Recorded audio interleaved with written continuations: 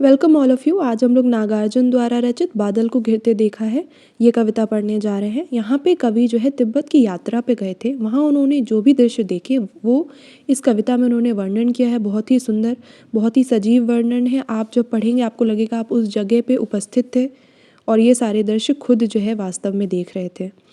ठीक है, यहाँ हम देखते हैं, अमल धवल गिरि के शिखरों पर बादल को घिरते देखा है। अमल यानी कि निर्मल, साफ सुथरे, धवल यानी कि सफ़ेद, गिरि यानी कि पर्वत, और शिखरों यानी कि चोटियाँ जो होती हैं जो है पर्वतों की। तो उन्होंने जो है निर्मल सफ़ेद पर्वत की चोटियों पर बादल को मंडराते हुए देखा है। छोटे छोटे मोती जैसे उनके शीतल तुहिण कणों को मानसरोवर के उन स्वर्णिम कमलों पर गिरते देखा है, बादल को गिरते देखा है। यहाँ पे जो है मोती जैसे छोटे, शीतल यानी कि ठंडे, तुहिण यानी कि ओस की बूंदों को, कणों को यानी कि बूंदों को उन्होंने उन्होंने उनको कमलों पर सुबह सुबह देखा है। सुबह सुबह आप जानते हैं कि पेड़ पौधों पर, चीज़ों पर ओस की ठंडी ठंडी बूंदें होती हैं कणों को, तो वो जो है उन कणों को यहाँ पे मोती से जो है कंपेयर किया गया है, तुलना की गई है उनकी। और वो मोती जैसे तुहिण के कण कमलों पर हैं। ठीक है, कमल हैं, और वो कमल कहाँ पे है? मानसरोवर में। मानसरोवर ये जो है एक झील है जहाँ पे हंस वगैरह पाए जाते हैं, वहीं हिमालय पर। ठीक है, तुंग हिमालय के कंधों पर छोटी बड़ी कई झीलें हैं। तुंग यानी कि ऊंचे ऊंचे हिमालयों पर। यहाँ पे हम पर्सोनिफिकेशन देख रहे हैं, जैसे मानवीकरण कहते हैं। कोई भी जो ऑब्जेक्ट है उसको हम लिविंग बींग्स की प्रॉपर्टीज़ दे रहे हैं। ठीक है, तो यहाँ मानवीकरण कैसे हो गया कि हिमालय के क्यों तो ऑब्जेक्ट है, तो हिमालय के कंधे नहीं होते, लेकिन हम यहाँ पे उसे कंपेयर कर रहे हैं। ठीक है, तो हिमालय के कंधे जो हैं, जैसे हम शॉल ओढ़ते हैं उस हिसाब से उन जो है कंधों पर क्या है, जैसे कुछ ओढ़ा है हिमालय ने, तो वो झीलें हैं कई सारी। उनके श्यामल नील सलिल में समतल देशों से आकर पावस की उमस से आकुल तिक्त मधुर बिस्तंतु खोजते हंसों को तिरते देखा है। तो यहाँ उन झीलों की बात हो रही है। उन झीलों के श्यामल यानी कि सांवले, और नील यानी कि नीले सलिल यानी कि पानी में उन्होंने क्या देखा है, जो समतल देश होते हैं। जैसे कि आपको पता है कि तिब्बत ऊंचा देश है, ठंडी जगह है। यहाँ पे आप हिमालय पे जा रहे हो तो पर्वत के जो जगह हैं वो ऊंचाई पे हैं, ठंडे हैं, है ना। तो जो समतल देशों से जो है हंस हैं, जो कि पावस यानी कि वर्षा की उमस से, वर्षा के बाद होने वाली जो उमस होती है उससे आकुल यानी कि व्याकुल होकर यहाँ पे ठंडक पाने के लिए आते हैं। यहाँ पे वो क्या खोजते हुए आते हैं, यहाँ पे तिक्त मधुर बिस्तंतु। बिस्तंतु यानी कि कमल की डंडी होती है, इसमें कुछ रेशे होते हैं। ठीक है, कुछ वो कड़वे होंगे, कुछ जो है मीठे होंगे, तो वो तिक्त मधुर, ठीक है, कड़वे तीखे मीठे ऐसे करके बिस्तंतु को खोजने आते हैं, यानी कि कमल की उन डंडियों में जो रेशे होते हैं। ठीक है, वो उन्हें खाने होते हैं और वो वहाँ पे परेशान हो जाते हैं वहाँ की गर्मी से। ठीक है, तो यहाँ आते हैं। ऋतु वसंत का सुप्रभात था, मंद मंद था अनिल बह रहा। ठीक है, अब यहाँ पे ऋतु यानी कि मौसम, कौन सा मौसम था? ऑटम। ठीक है, वसंत का मौसम था, और सुप्रभात बहुत ही सुंदर प्रभात थी। मंद मंद धीमे धीमे जो है अनिल यानी कि हवा बह रही थी। बाल रून की मृदु किरणें थी। अगल बगल स्वर्णिम शिखरों पर शिखर थे। ठीक है, वहाँ पे बालरूण यानी कि बाल सूर्य जो अभी अभी उगा है, वो छोटा मतलब बालक सूर्य कैसे हो सकता है, यानी कि वो अभी अभी निकला है, अभी सुप्रभात का टाइम है ना, मतलब प्रभात का समय है। ठीक है, मृदु यानी कि जो चुभे नहीं ऐसी किरणें थी, और उसके अगल बगल कैसे थे, जो शिखर थे यानी कि चोटियाँ थी पर्वतों की, वो जो है स्वर्ण सी, मतलब स्वर्णिम रंग की दिख रही थी, क्योंकि वो वैसी किरणें पड़ रही थी, तो वो येलो येलो ऐसे चमक भी रही थी, क्योंकि बर्फ़ भी है वहाँ पे, है ना। एक दूसरे से विरहित हो अलग अलग रहकर ही जिनको सारी रात बितानी होती, निशा काल से चिर अभिशापित बेबस उस चकवा चकई को। अब देखो इसका मतलब क्या है। विरहित यानी कि एक दूसरे से जो अलग हो गए हैं, जिन्हें एक दूसरे से अलग होकर रात बितानी पड़ रही है। निशा काल यानी कि पुराने समय से जो अभिशापित है, एक पाप, जैसे लोग कुछ कर देते तो उन्हें श्राप दे देते हैं ना, तो वैसे ही ये एक पक्षियों का जोड़ा होता है, चकवा और चकई, तो उनको अभिशाप, ठीक है, श्राप लग चुका है, तो वो बेबस है उसकी वजह से। रात में क्या होता है, ये जो बर्ड्स होते हैं, ये पक्षी रात में जो है एक साथ नहीं होते, कभी भी सुबह मिलते हैं जाकर। तो अब जब ये सुबह का टाइम आया ना, जहाँ पे ये ठंडी ठंडी हवा चल रही है, मतलब धीरे धीमी धीमी, यहाँ पे बंद हो गया है क्रंदन, यानी कि रोना बंद हो गया है चकवा चकई का, क्योंकि इनके मिलने का समय आ गया। रात भर तो ये रोते रहे, ठीक है, क्योंकि अलग है एक दूसरे से। ठीक है, फिर उनमें उस महान सरोवर के तीरे शैवालों की हरी दरी पर प्रणय कलह छिड़ते देखा है। फिर मैंने उनके बीच, उनमें यानी कि उनके बीच उस समय जो है प्रणय कलह यानी कि प्रेम की लड़ाई नोक झोंक होते हुए देखी है। कवि यहाँ पे वो सारी चीज़ें बता रहा है जो उसने देखी खुद अपनी आंखों से, ठीक है। उस महान जो सरवर यानी कि सरोवर है उसके तीर यानी कि किनारे शैवाल एक तरीके की घास होती है, उसकी हरी दरी यानी कि चादर पे उन्होंने जो है इन दोनों को जोड़ों को जो है इस जोड़े को लड़ते देखा, ठीक है। दुर्गम बर्फानी घाटी में शत सहस्त्र फुट ऊंचाई पर अलख नाभि से उठने वाले निज के ही उन्मादक परिमल के पीछे धावित हो होकर तरल तरुण कस्तूरी मृग को अपने पर चढ़ते देखा है, बादल को घिरते देखा है। दुर्गम यानी कि वह जगह जहाँ पे जाना मुश्किल हो, ऐसी बर्फानी घाटियाँ जहाँ पे शत यानी कि कई 100,000, ठीक है, 100,000 फुट ऊंचाई पर उन्होंने क्या चीज़ देखी है। शत सहस्त्र यानी कि 100,000 फुट ऊंचाई पर उन्होंने क्या देखा है, अपनी अलख, अलख यानी कि जो चीज़ दिखाई ना दे रही हो, ऐसी नाभि में, ऐसे देखो कस्तूरी मृग ऐसा जो है हिरण होता है जिसके जो है नाभि से कुछ ऐसा तरल पदार्थ निकलता है जो बहुत सुगंधित होता है, लेकिन उसे उस हिरण को कभी समझ नहीं आता है कि ये खुशबू कहाँ से आ रही है, किस पौधे से आ रही है, वो ढूंढने की कोशिश करता है, ठीक है।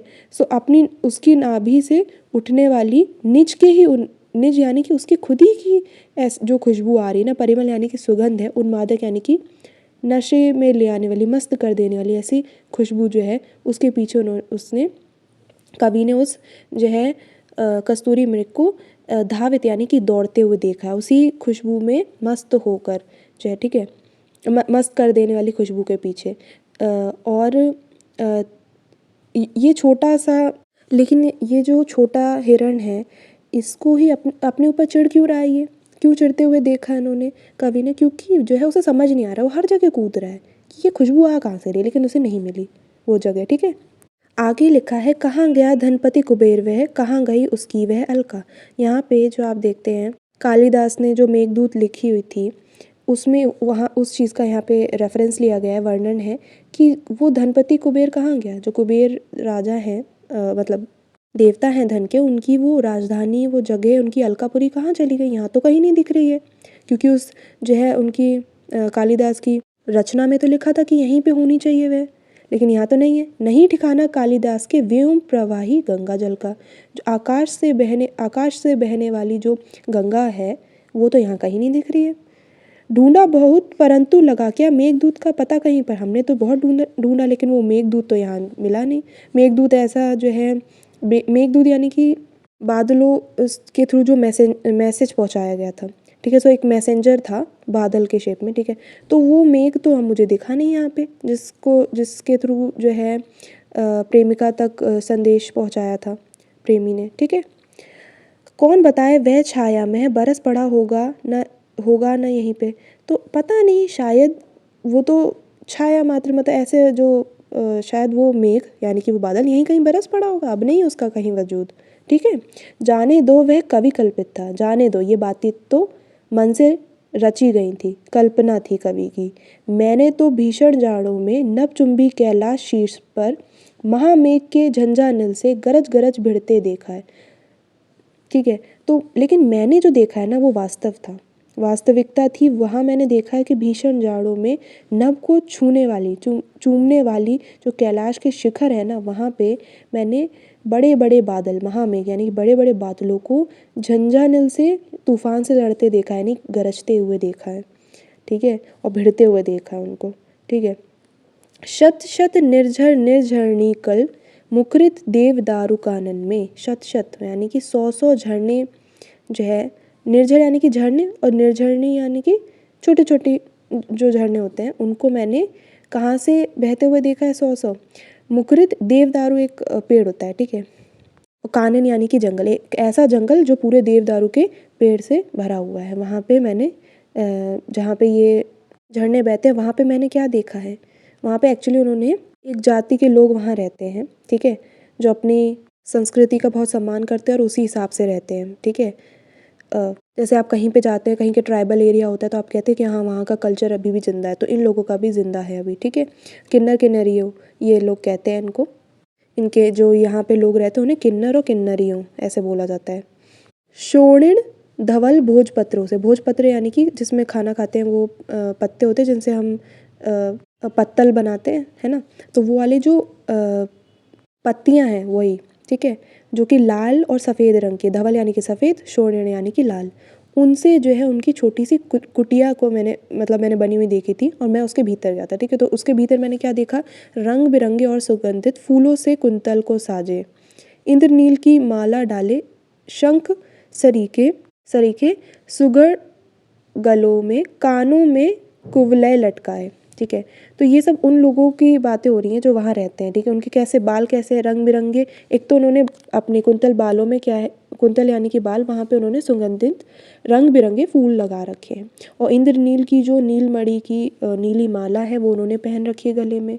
उनके गले जो है शंख के समान सुंदर है और उनसे जो आवाज़ निकलती है वो भी उतनी ही सुंदर है, जैसे शंख बजता है वैसे, है ना। कानों में कुवलय लटकाए, कमल लटकाए कानों में, मतलब इनका सब कुछ जो है वो प्राकृतिक है। उनके गले में माला जो डली है ना, फूलों से बनी है वो भी, और कुछ मणियों से भी बनी है ना, इंद्रनील की माला डाले, हाँ। और उनके कानों में कमल है। शतदल लाल कमल वेड़ी में रजत, वेड़ी यानी कि चोटियाँ, चोटी जो उन महिलाओं की चोटी है गुथी हुई, उसमें उन्होंने 100 पत्तियों के दल से बने हुए जो लाल कमल है उन वो देखे, मतलब सजाने के लिए जो गुथी हुई चोटी है उसमें ये लगाए हुए हैं उन्होंने, ठीक है। रजत रचित मणि खचित कलाम है, ठीक है।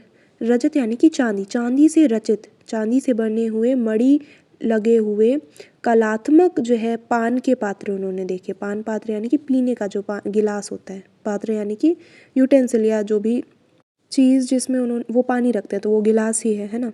द्राक्षासव यानी कि शराब, यहाँ पे जो द्राक्ष यानी कि होता है अंगूर, अंगूर से बनी हुई जो है शराब इन गिलासों में रखी हुई है। रखे सामने अपने अपने, ठीक है, ये लोग बैठे हुए हैं अपने सामने सामने एक एक गिलास रखे हुए हैं। लोहित चंदन की त्रिपति पर, त्रिपति यानी कि 3 पैरों वाली जो जैसे चारपाई होती है 4 पैर वाली, तो त्रिपाई होती है जो है 3 पैरों वाली, यानी कि एक तरीके का स्टूल है। वो किससे बनी हुई है, लोहित यानी कि लाल चंदन से बनी हुई है, बिल्कुल एकदम यहाँ प्राकृतिक चीज़ें हैं। नरम निदाल बाल कस्तूरी मृग छालों पर पलथी मारे, नरम और निदाल यानी कि गरम, बाल कस्तूरी होता है वो मृग जिसकी हम अभी बात कर रहे थे, हिरण की, उसी की खाल पे बैठे। वहाँ देखो आपको पता है ठंड होती है वहाँ पे, तो ये जो है गर्मी देने के लिए नरम जो है त्रिपदी पर जो है ये फैलाई जाती है। मृग छाल यानी कि हिरण की छाल यानी कि खाल पे वो लोग पलथी मारे बैठे। उनकी मदिरा रुण यानी कि मदिरा से आंखें लाल हो गई हैं, उनकी मदिरा द्वारा लाल हो गई हैं आंखें, ठीक है, मतलब वो नशे में है ना, उन्होंने जो है वो शराब का सेवन किया है। उन्मद किन्नर किन्नरियों की मृदुल मनोरम उंगलियों को वंशी पर फिरते देखा है। उन्मद यानी कि जो मनमस्त हैं, ठीक है, उनके यहाँ ये रिवाज है कि वो रोज़ बैठकर जो है थोड़ा सेवन करते हैं, ठीक है। और किन्नर किन्नरियों जैसे आपको पता ही है जाति का नाम है, वो लोग हैं उनको कहा जाता है। मृदुल यानी कि कोमल, मनोरम यानी कि उनकी सुंदर जो है उंगलियों को मैंने बांसुरी पर फिरते देखा, वो वहाँ पे शाम शाम को बैठते हैं और बजाते हैं, ठीक है। और बहुत ही खूबसूरत जो है उनकी उंगलियां हैं और वंशी बजा रहे होते हैं, और बादल को घिरते देखा है। हमने यहाँ पे देखा था द्राक्ष यानी कि अंगूर होता है, और आसव यानी कि कोई चीज़ जो सड़ा कर बनाई जाए। अंगूर को एक्चुअली जो है वो बहुत दिन पड़े पड़े जो है वो बनती है ना शराब। सड़ाना यानी कि ये मतलब फर्मेंटेशन हो रहा होता है। तो आई होप आपको ये समझ आ गई होगी। कोई ऐसा शब्द अगर बचा है जिसका मीनिंग नहीं क्लियर है तो आप पूछ सकते हैं। बहुत ही अच्छा वर्णन था। वीडियो पसंद आई हो तो लाइक ज़रूर करें और कोई भी डाउट हो तो ज़रूर पूछ लें।